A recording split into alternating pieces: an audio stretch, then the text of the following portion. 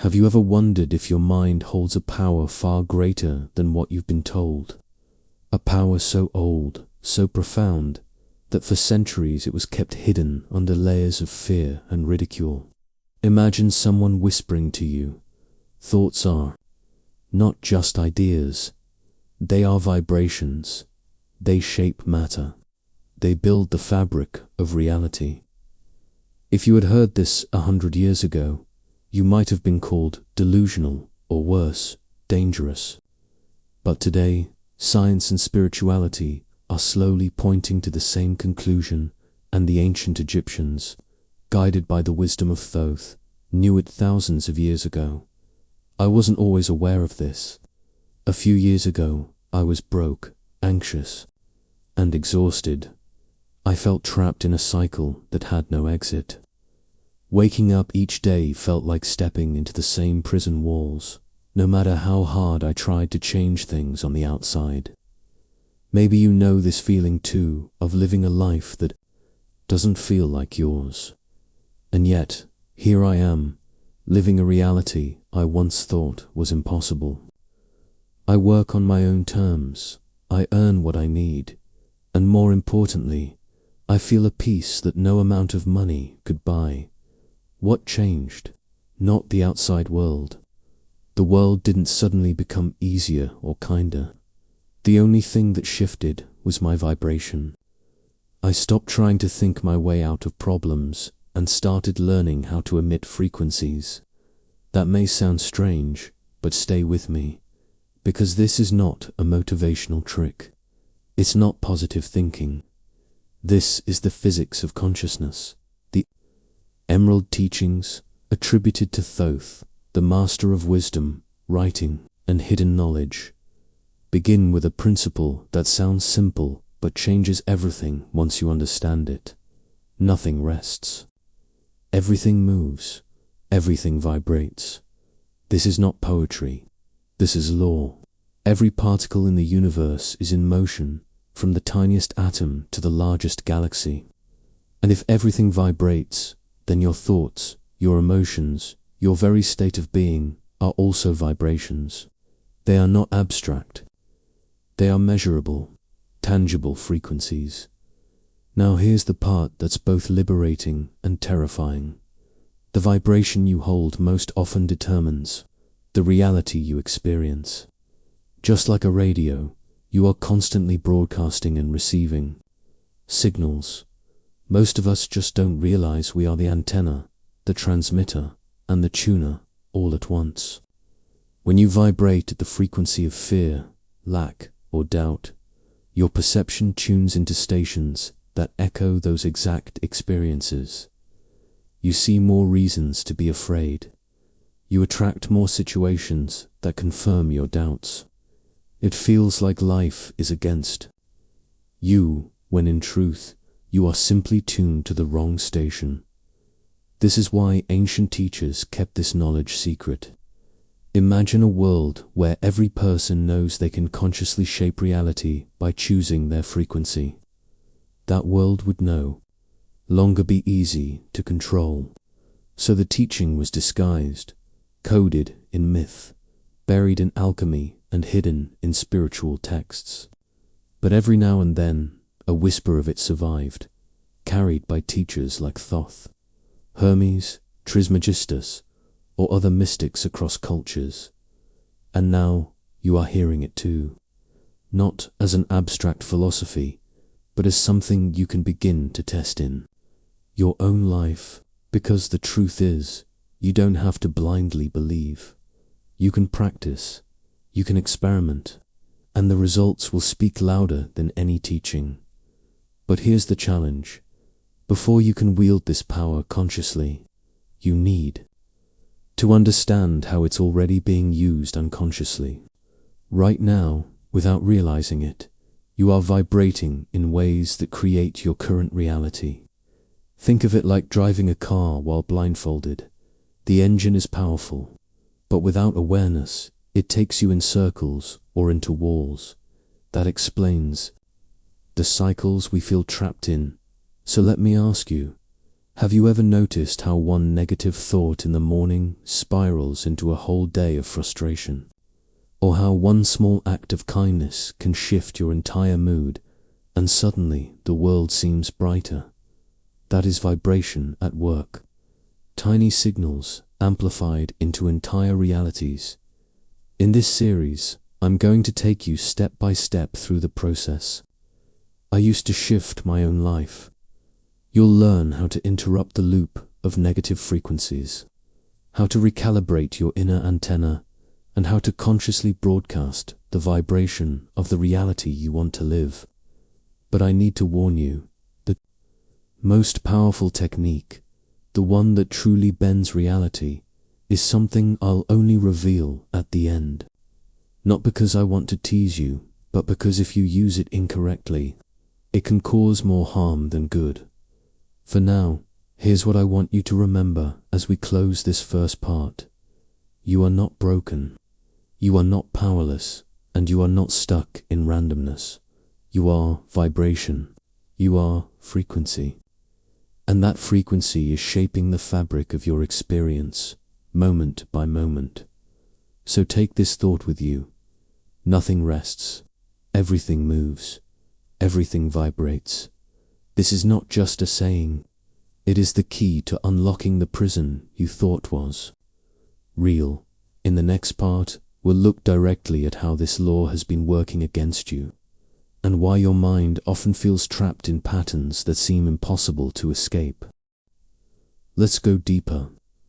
If everything vibrates, then why do so many of us feel stuck in the same painful cycles? Why does it feel as though, no matter how much we try, we're pulled back into the same struggles, the same disappointments, the same fears? The answer is simple, yet profound. You are running a program. Think about your mornings. You wake up, and before you even open your eyes, a heaviness is already there on your chest. A voice in your head whispers about bills, deadlines, or the argument from last night. Your heart rate quickens, your breath shortens, and the day hasn't even begun. You're not lazy, you're not broken.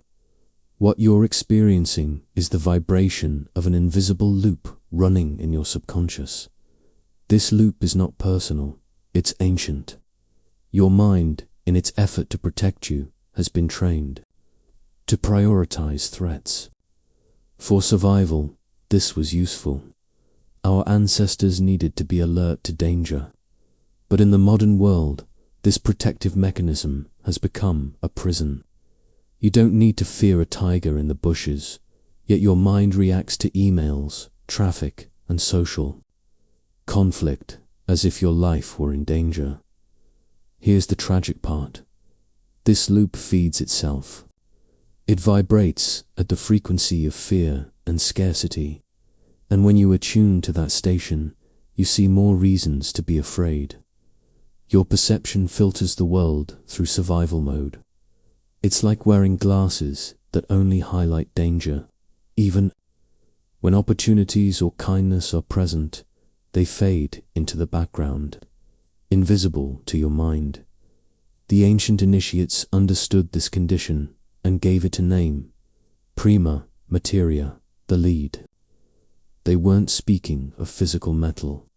They were pointing to the heavy, unrefined state of consciousness. A mind weighed down by repetition, by trauma replaying, by fear projected into the future. This lead is the raw material of transformation.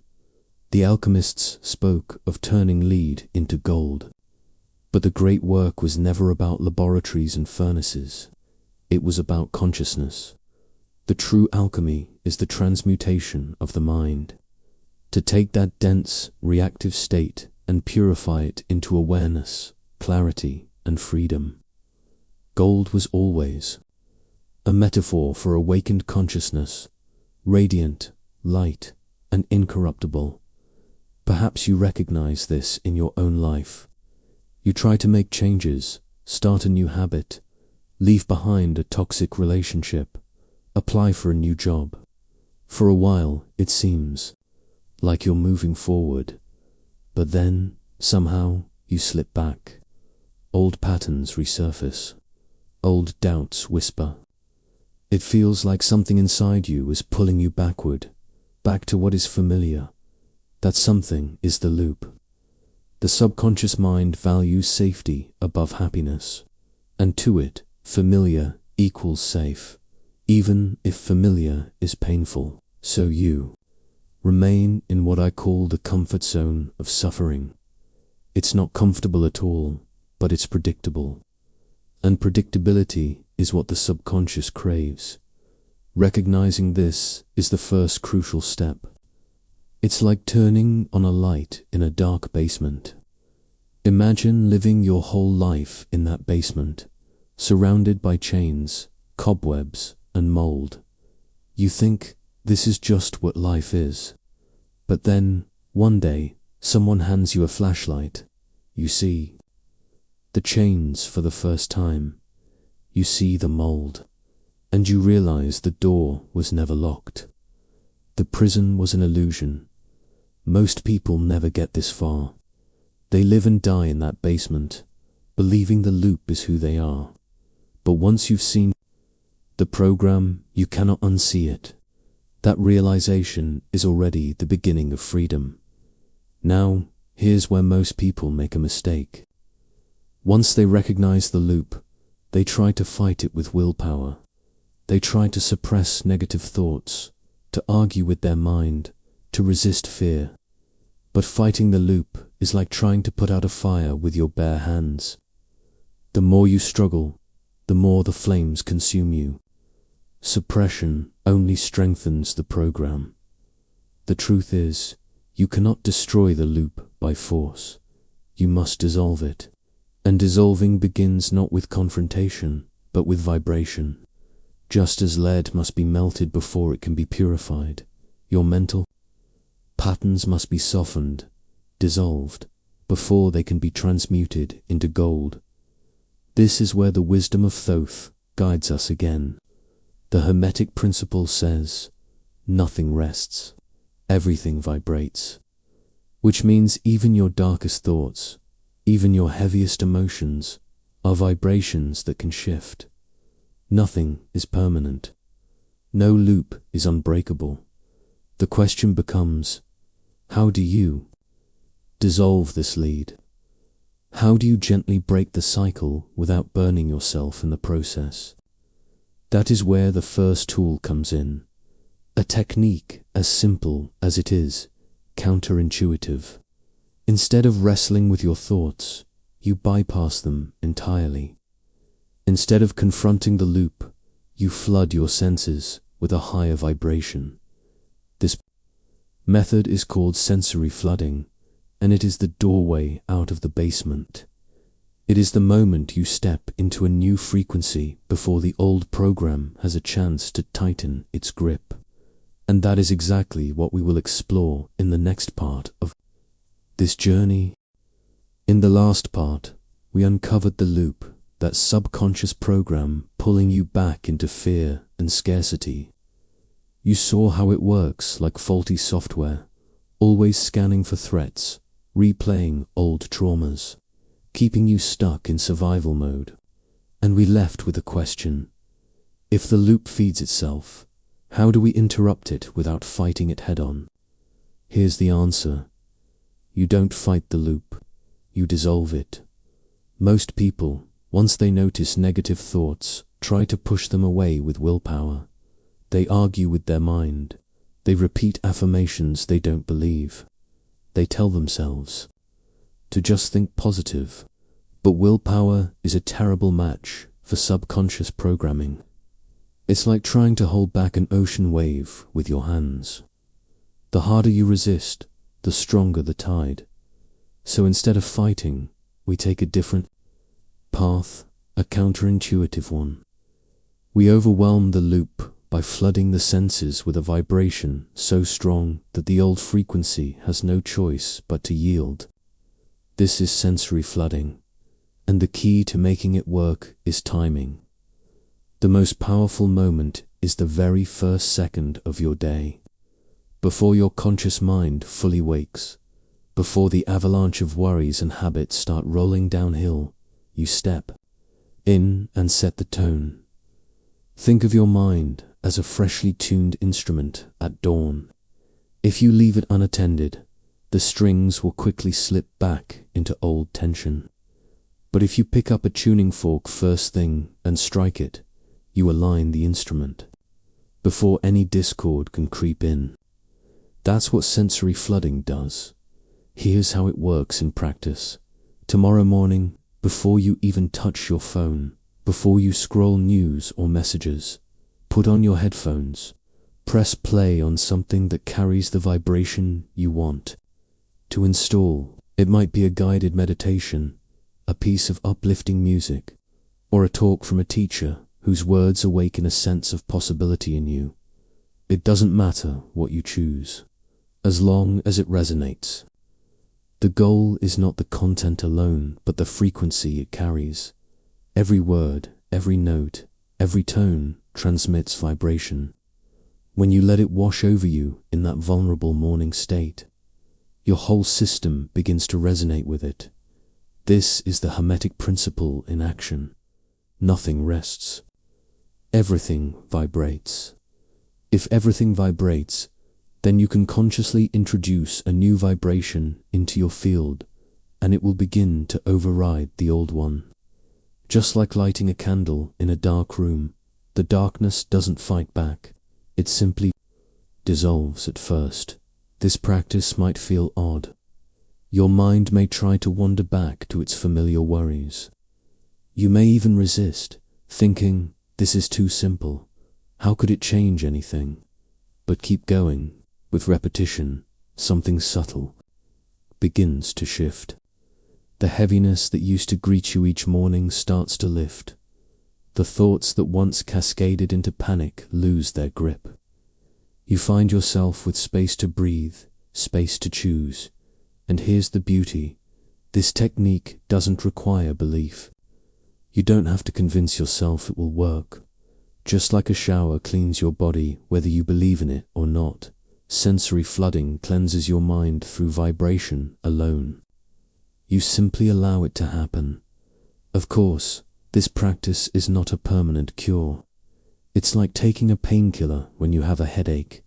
It brings relief, but it doesn't heal the underlying cause. Sensory flooding interrupts the loop, but if you want lasting transformation, you'll need a second tool. One that doesn't just dissolve the old program, but writes a new one into your source code. That tool is deceptively simple. It doesn't require advanced technology, expensive courses, or years of training. It involves nothing more than a notebook and a pen. Writing, when done with focus and intention, becomes a ritual of creation. It takes scattered energy and crystallizes it into form. It's the act of translating vibration into words, words into structure, structure into reality.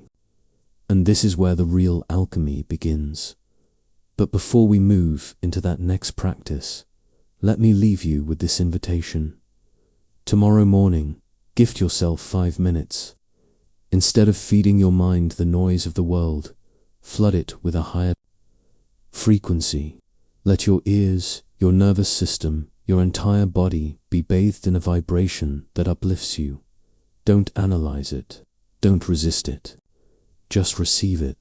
Because once you experience how quickly your internal state can shift through sound and frequency, you'll understand the profound truth.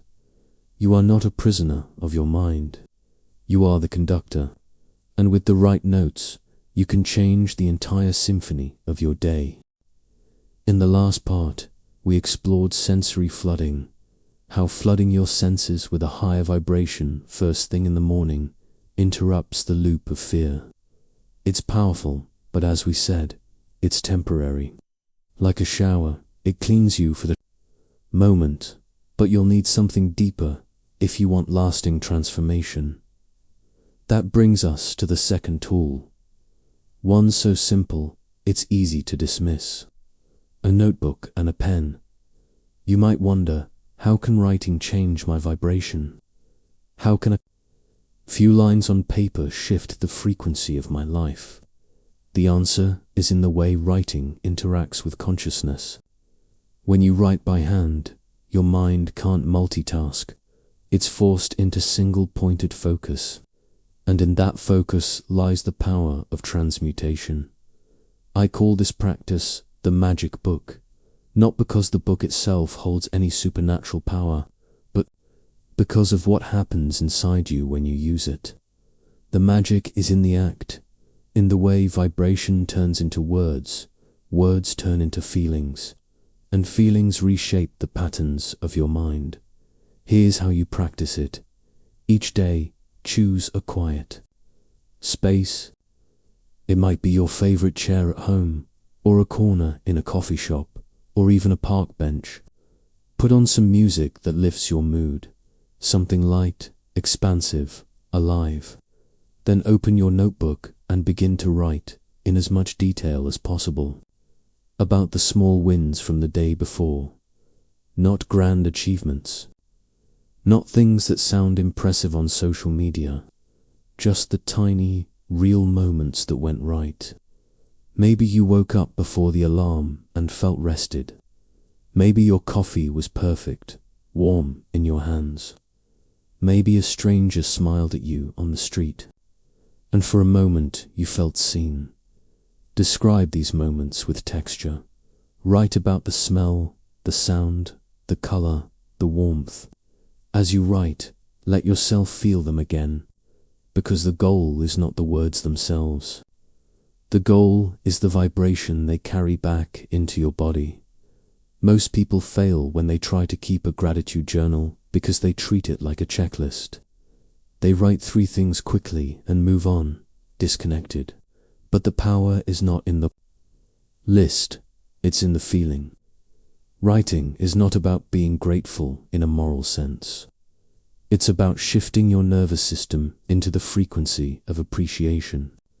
It's about training your brain to notice what's working instead of what's broken. Each sentence you write is like a brick. Slowly, brick by brick, you build a new narrative about your life. A narrative rooted not in scarcity, but in sufficiency. Not in fear, but in presence. In alchemy, after the stage of dissolving comes coagulation. Dissolve the lead, then solidify the purified essence into gold. The magic book is your tool of coagulation.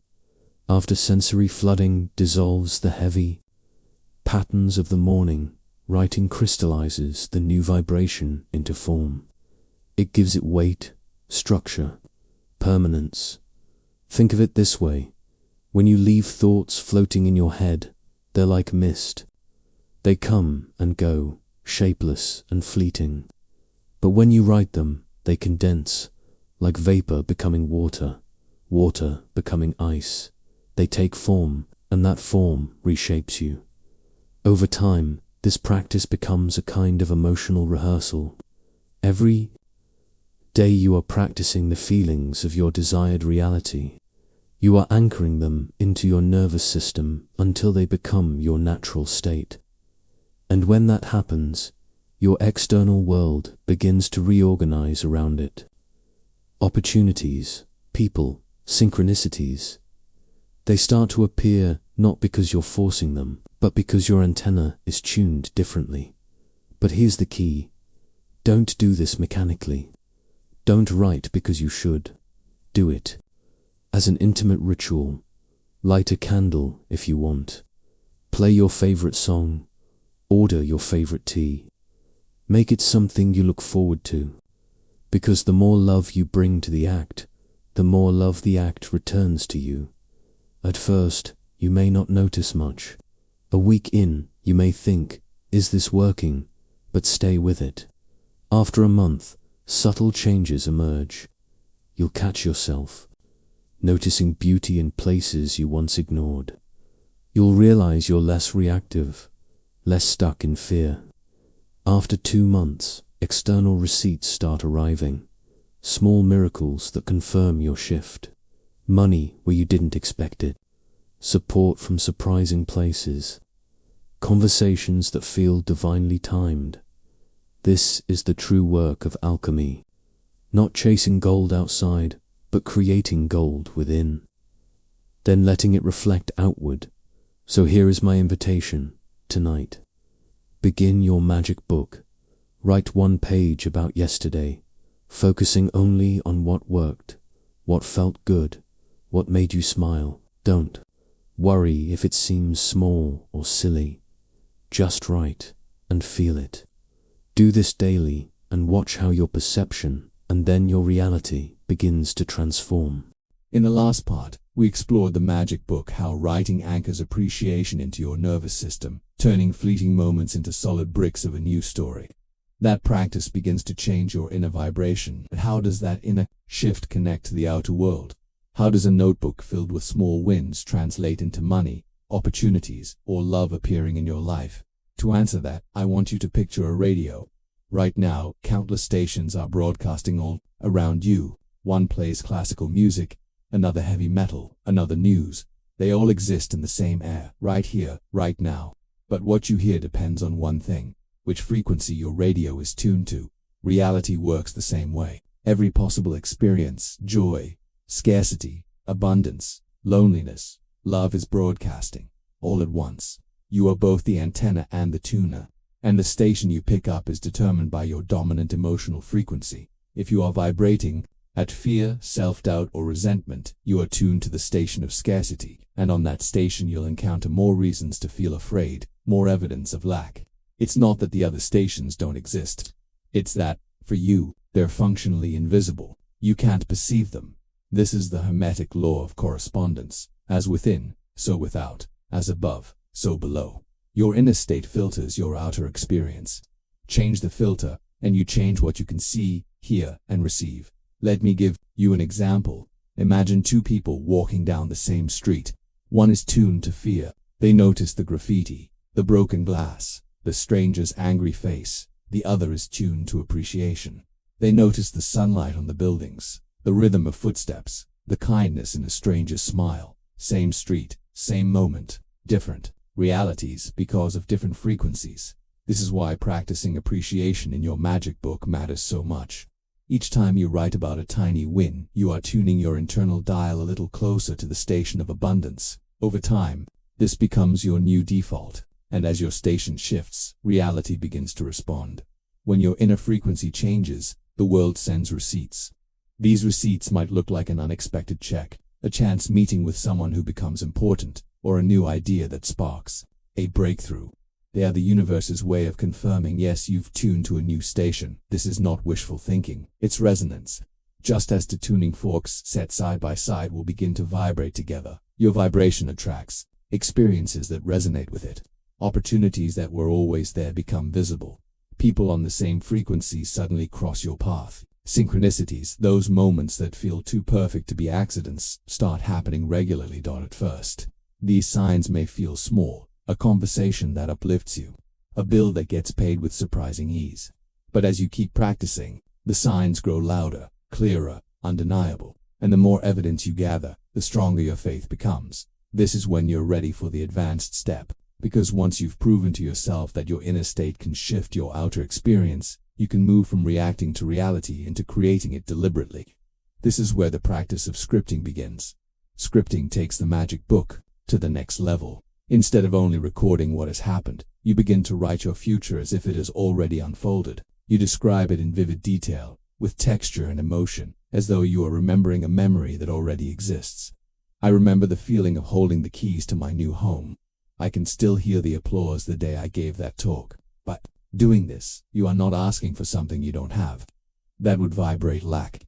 Instead, you are tuning yourself to the frequency of a reality that already exists on another station. You are remembering a future and broadcasting its vibration.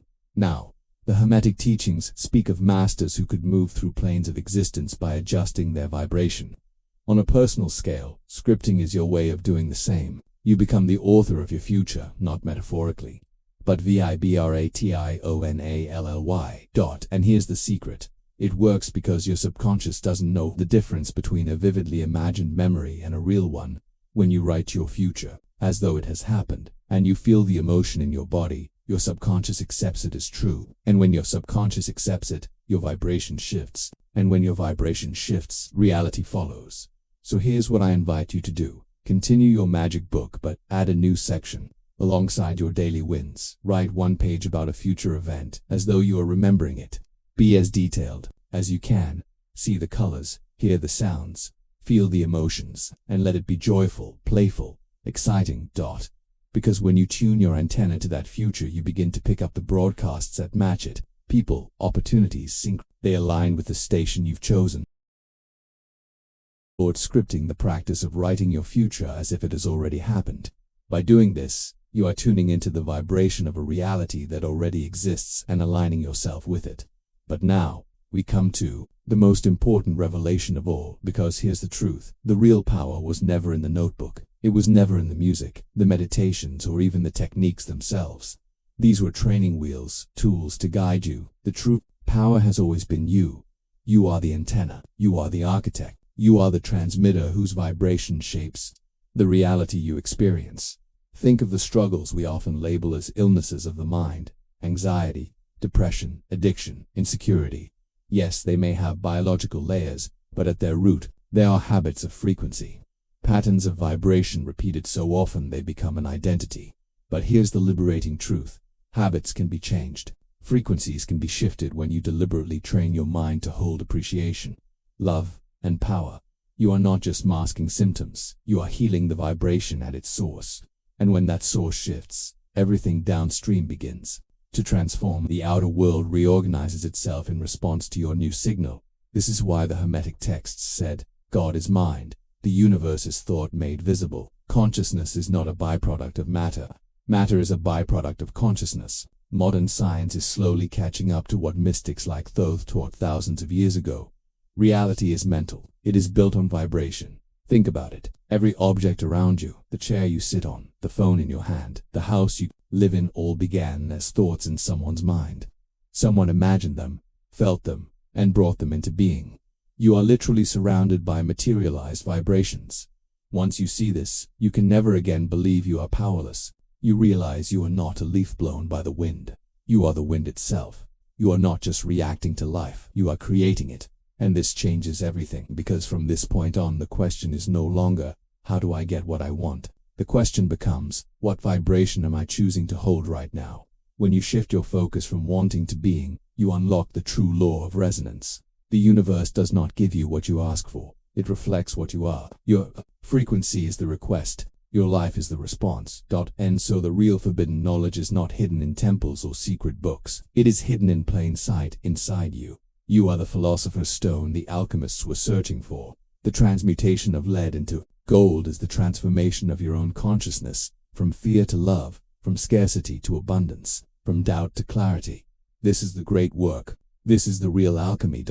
And when you live this truth, miracles stop being rare. They become your daily language. The universe responds with synchronicities so precise, so perfectly timed, that your old self will call them impossible. But your new self knows they are inevitable. They are the natural reflection of your vibration. At this point, fear begins to dissolve. The fear of the future, the fear of death, the fear of not being enough. In its place comes a calm trust, a knowing that you are not separate from the universe but woven into its very fabric. That life is not hostile or indifferent but responsive, intelligent, and deeply connected to you. And so, as we close this journey, I want to leave you with a simple, powerful affirmation. I choose to vibrate at the frequency of my new future. Say it out loud. Whisper it to yourself. Write it in your magic book. Let it become your new identity. Because every time you choose that vibration, you are reshaping your life. Remember, the prison was never real. The door was always open. You hold the key, because you are the vibration that shapes the world. And this is only the beginning.